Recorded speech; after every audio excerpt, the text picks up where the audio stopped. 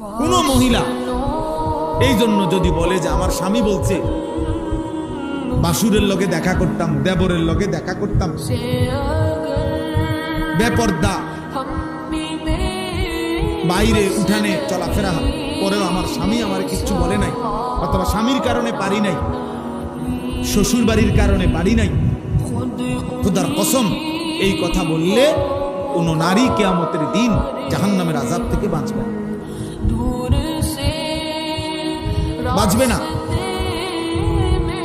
কোন স্বামী যদি বলে আমার স্ত্রী আমার ছেলে মেয়ে আমার এইভাবে চাপ দিছে যে আমি সুদ না লইয়া পারছি না, তারার চাপে পইরা আমি কিস্তি লইতে হইছে শেষ পর্যন্ত, তারার চাপে পইরা আমারে হারাম আমার তাদের প্রয়োজন পূরণ করতে গিয়া আমি মিথ্যা ওজনে কম দেওয়া ধোকাবাজি বাটফারি করেও কিছু কামাই করতে হয়েছে, না আমার সংসার চলতো না।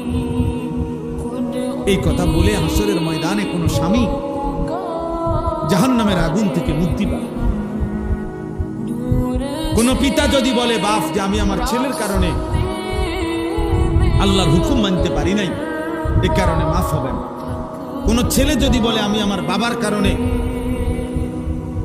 আমি আল্লাহর দ্বীন মানতে পারি নাই, এ কারণে হবে না বাপ।